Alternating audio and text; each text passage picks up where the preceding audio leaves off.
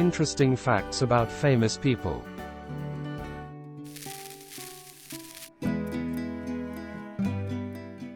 Great movies about the Alamo.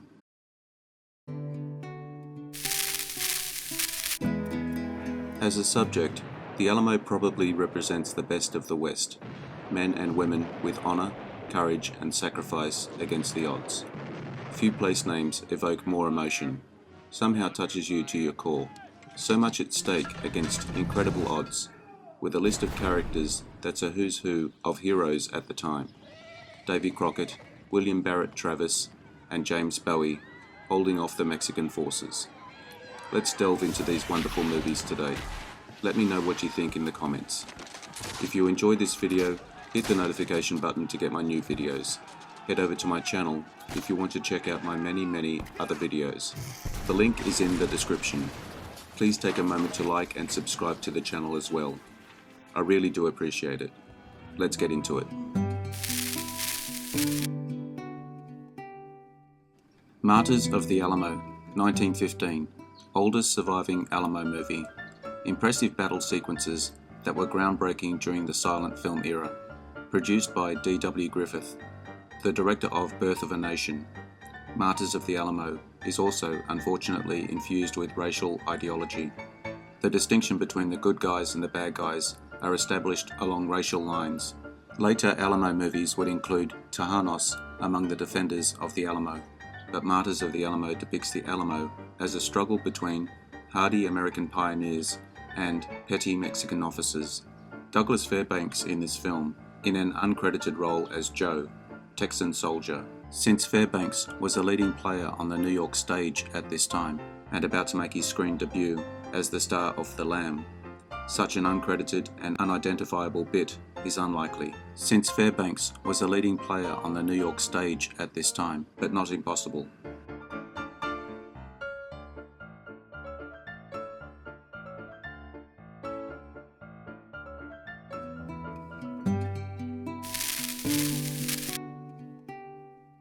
Heroes of the Alamo, 1937. A unique take on the Alamo narrative, using Captain Dickinson as the main character. A true talkie classic, with few action scenes and a lot of dialogue that establishes the context, including a scene of Davy Crockett trying to escape. Cutting between the various stories, we are introduced to the different worldviews that will play a role in the conflict. Right from the outset, the settlers who risked everything to immigrate to Mexico are being turned away and told that the border is now closed to future Americans. This infuriates the settlers, many of them pushing for independence, but Stephen F. Austin pleads for moderation. He asks his fellow Texans to consider statehood. It's striking how few action scenes there are. This just makes the siege of the Alamo all the more exciting. Surprisingly, the movie depicts Davy Crockett trying to escape, an alternative image that would cause controversy many years later.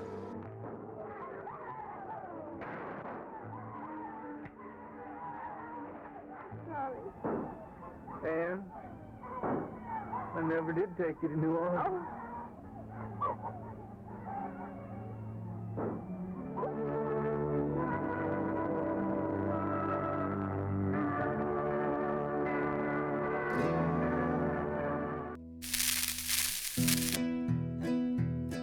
Davy Crockett, King of the Wild Frontier, 1955.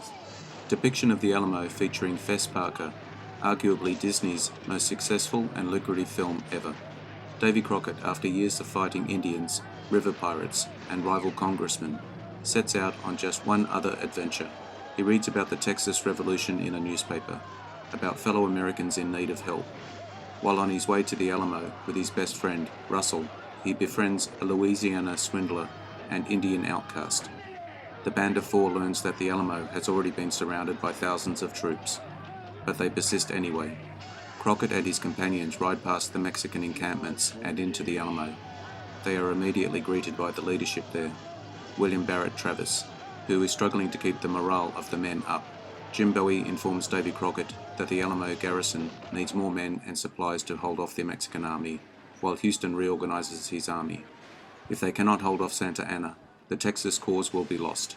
Davy Crockett offers to try to sneak out of the fort to look for more reinforcements, but James Bowie would rather have him at the Alamo to improve the morale of the troops.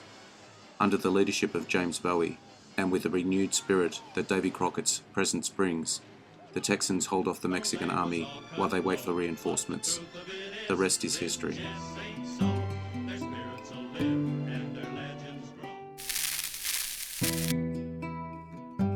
The Last Command, 1955, told through the perspective of James Bowie, produced after an argument between Republic Studios founder and John Wayne.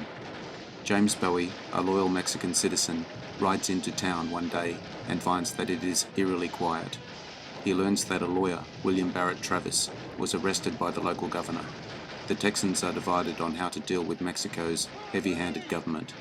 Bowie, who is related to Santa Anna by marriage, urges the dictator to return to the 1824 Constitution, guaranteeing civil rights to all Mexican citizens. We find that Bowie's wife and children have fallen ill and died. James Bowie is unable to persuade Santa Anna to release Stephen Austin, but he is unable to stop him from trying to repress dissension through violent means. As the Alamo defenders prepare for battle, James Bowie must temper William Barret Travis's rash leadership style. He also becomes ill and must delegate tasks to the lesser competent leaders. Even during the siege of the Alamo, James Bowie tries to persuade Santa Anna to end his tyrannical rule and make peace with the Texans. Santa Anna, while respecting James Bowie, calls for the final assault of the Alamo anyway. After the siege, Santa Anna rides through the camp in triumph, but yet his countenance is somewhat melancholy, making us think that he is mourning the loss of his friend, James Bowie.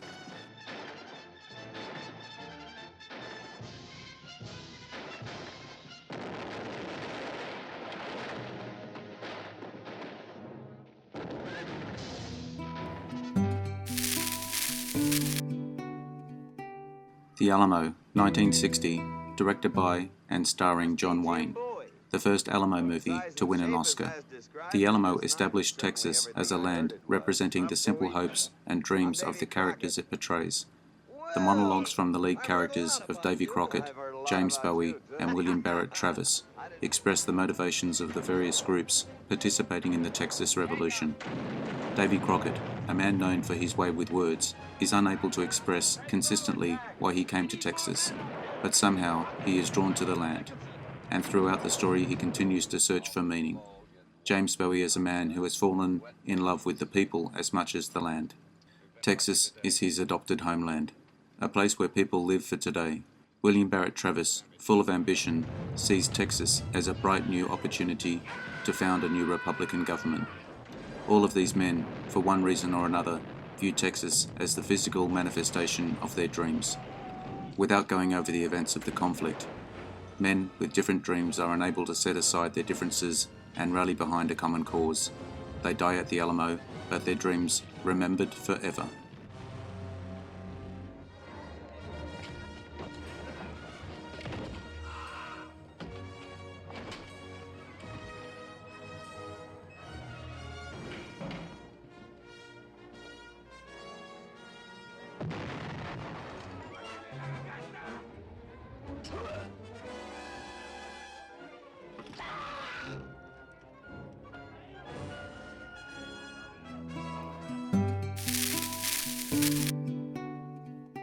Viva Max, 1969, a comedy film about a Mexican army recapturing the Alamo in modern times. Mexican soldiers, led by a quirky general, cross over the Mexico-American border under the guise that they are going to be participating in a parade for George Washington's birthday, taking place in the 1960s. The Mexican army returns to Texas 130 years after the Texas Revolution. The Mexicans are surprised to discover that the general is planning on recapturing the Alamo. They did not bring bullets for their guns. After the recapturing of the Alamo, the Texans try to keep the farce under wraps.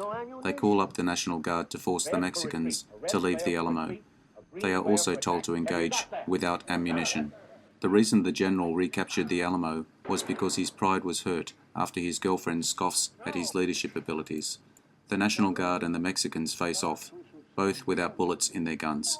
The National Guard, fearing for their lives, surrenders after the general's lieutenant fires a gun into the air. The general is overwhelmed with joy after his military victory, but later on, when he finds that the only reason his men did not abandon him was out of fear of the lieutenant. He decides it is impossible to earn the respect of his soldiers. He decides to raise the white flag over the wall of the Alamo, ultimately gaining the respect from his soldiers that he was seeking.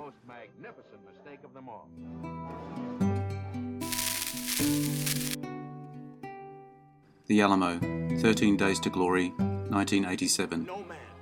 Early acting role of Alec Baldwin. The only Alamo movie that focuses on William Barret Travis. Shot on the same location as John Wayne's The Alamo. The Alamo, 13 Days of Glory focuses on the aspirations of William Barret Travis as he tries to make Texas a free and independent nation. The movie opens with the celebration of George Washington's birthday, as Jim Bowie and Davy Crockett let loose with the other revolutionaries. A sober William Barret Travis ponders how he will rally such a rowdy group of undisciplined volunteers. Meanwhile, a side love story ensues between a young Texan and a Mexican woman from a well-to-do family. This plot is similar to The Last Command, minus the love triangle. In the last moments of the battle, William Barret Travis and James Bowie put aside their differences. The wife of Captain Dickinson produces a Texan flag to be raised over the Palisades. This inspires the defenders of the Alamo. After the siege is complete, Susan Dickinson schools Santa Anna in democratic values. The Alamo, 2004, arguably the most historically accurate depiction of the Alamo yet.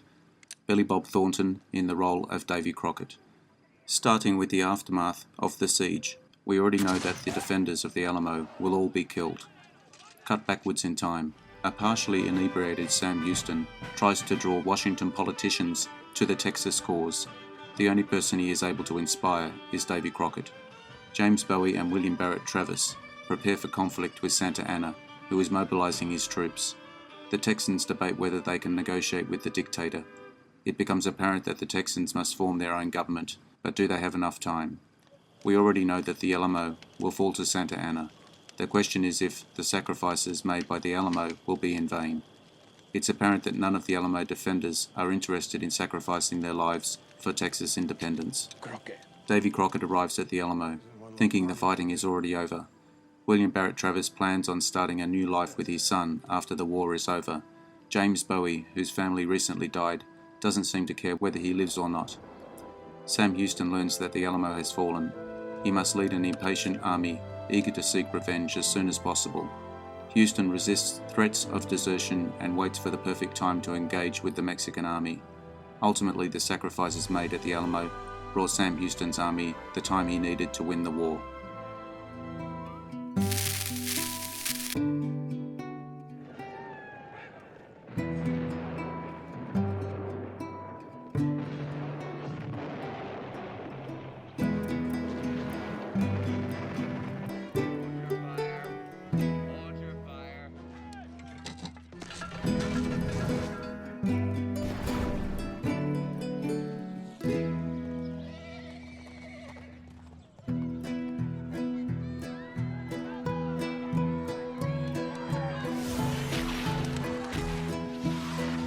I hope you enjoyed the video. Let me know what you think in the comments. I appreciate your likes and subscribers. Hit the notification button to get my new videos. Take a look at my channel and check out my Facebook page. The links are in the description. I am Wrangler. Bye for now. See you again soon.